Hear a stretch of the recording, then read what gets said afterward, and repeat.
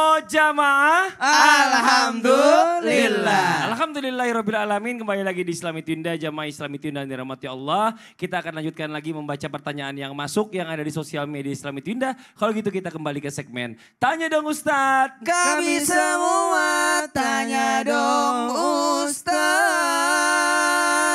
Dari Instagram hamba Allah. Assalamualaikum warahmatullahi wabarakatuh. Waalaikumsalam warahmatullahi wabarakatuh. Saya mau bertanya, apakah seseorang yang belum menikah sampai beliau lewat umur nikah penyebab jin korin juga katanya. Dan bagaimana cara mengatasinya? Dia atau amalan apa yang harus beliau lakukan? Jazakumullah khair. Barakallahu fi Ustadz. Mas Fadli, makasih banyak sama-sama yang bertanya. Minta dijawab sama guru kita Ustadz Maulana, silakan. Baik, bismillahirrahmanirrahim. Tanpa menggurui hanya mengingatkan kepada semua. Maaf. Tidak ada niat kami untuk menyinggung, tapi bagaimana kita memperbaiki diri. Karena bisa jadi ada orang tidak ada keinginan untuk menikah. Atau terhalang pernikahannya. Karena bisa jadi itu adalah gangguan jin. Karena bisa jadi dia, karena jin itu terpanggil untuk datang kepadanya. Jadi benar bisa aja kayak Bisa gitu ya? jadi. Atau karena jin itu terzolimi olehnya. Jadi hati-hati membuang air ataupun mengganggu apa itu hati-hati banget. Tadi sudah dijelaskan sampai bersarang ke sini tadi. Kemudian apalagi? Karena dia dicintai jin. Atau dicintai jin karena kenapa? Maaf, suka telanjang. Tidur nggak pakai busana. Nggak pakai busana, ini bahaya. Kemudian apalagi? Melakukan perbuatan yang menyebabkan datangnya jin.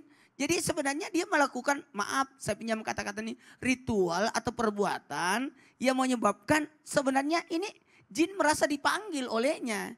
Jadi kadangkala perbuatan kita sendiri yang menyebabkan datangnya seperti itu. Sehingga terhalanglah. Dan untuk itu kembali lagi diingatkan untuk meruqyah serta berudu. Iya, terima kasih banyak Ustadz Maulana atas jawabannya. Kita masuk ke pertanyaan yang berikutnya dari Instagram hamba Allah. Assalamualaikum Ustadz, waalaikumsalam warahmatullahi wabarakatuh. Sebelumnya mohon disamarkan nama saya, sudah alhamdulillah. Saya ingin bertanya, saya sering sekali bermimpi didatangi ular hitam, pekat, bahkan sampai dililit atau digigit. Benarkah itu ciri-ciri diri saya terdapat jin atau hanya bunga tidur saja? Padahal sebelum tidur saya berdoa dahulu. Nah ini bagaimana Ustadz Faizar nih? Baik, bismillah. Ular dalam hadis riwayat Bukhari dikatakan al-hayyatu maskhul jin kama musikhatil qiradatu wal khanaziru min bani Israel. Ular itu adalah jelmaannya bangsa jin, tiruannya bangsa jin, penyerupaan bangsa jin sebagaimana kera dan juga babi yang diserupakan untuk orang-orang Bani Israel yang durhaka. Maka bisa jadi ya, di dalam kitab-kitab referensi ruqyah syar'iyyah orang yang sering mimpi ular bisa jadi orang itu kena gangguan jin. Namun secara tinjauan psikologis dari kesadaran hewaniah manusia, rata-rata orang yang sering mimpi ular ini orang yang punya trauma di masa lalu. Punya kekecewaan, endapan emosi negatif, dendam ke orang lain, maupun hatinya sedang dingin dengan orang-orang yang ada di sekitarnya. Ya, sehingga yang terjadi itu hanyalah kegelisahan demi kegelisahan. Karena apa? Permusuhan yang ada.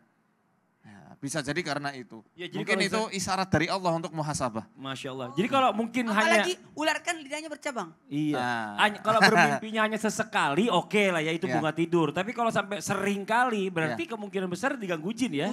Ustadz, kalau ada ular di dunia nyata kan tampil.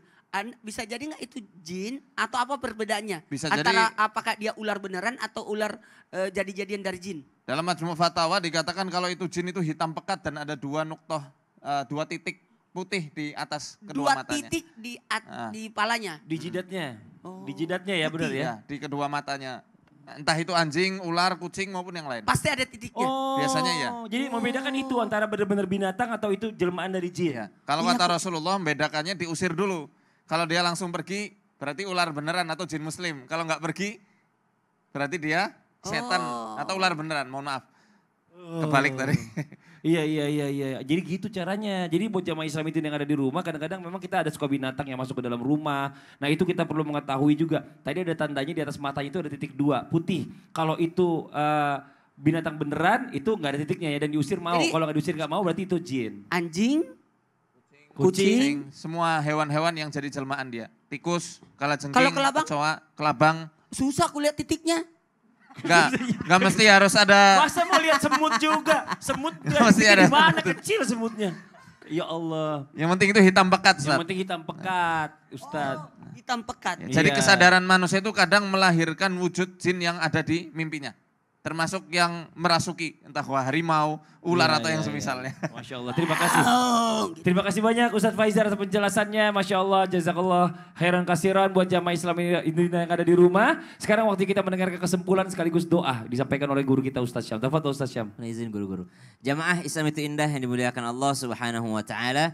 Wa idh qala rabbuka lil malaikati inni ja'ilun fil ardi khalifah.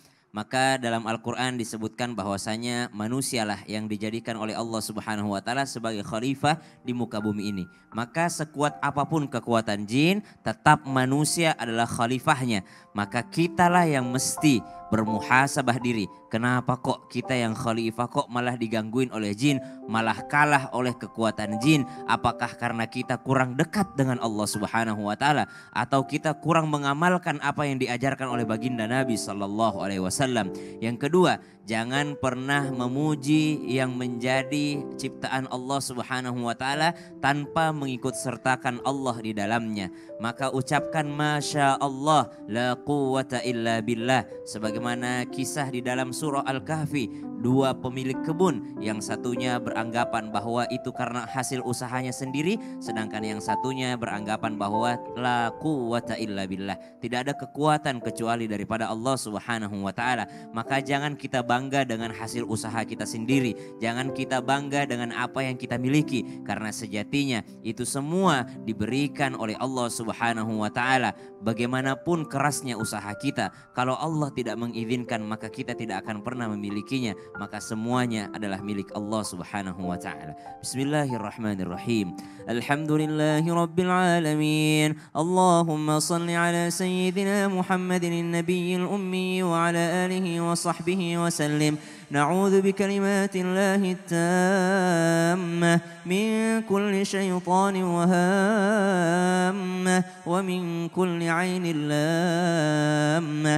بسم الله الذي لا يضر مع اسمه شيء في الأرض ولا في السماء وهو السميع العليم. ربنا تقبل منا إنك أنت السميع العليم وتب علينا إنك أنت التواب الرحيم. اللهم اغفر لنا ذنوبنا ولوالدينا وارحمهم كما ربونا صغارا. اللهم بارك لنا في أولادنا ولا تضرهم واحفظهم ووفقهم لطاعتك وارزقنا برهم. وصلى الله على سيدنا محمد والحمد لله رب العالمين. Amin amin ya rabbal alamin. Masya Allah, alhamdulillah, demikianlah perjumpaan kita hari ini. Sekali lagi mohon maaf atas segala kekurangan. Wabillahi taufiq wal hidayah. Wassalamualaikum warahmatullahi wabarakatuh. Waalaikumsalam warahmatullahi wabarakatuh. Ya Rasulullah,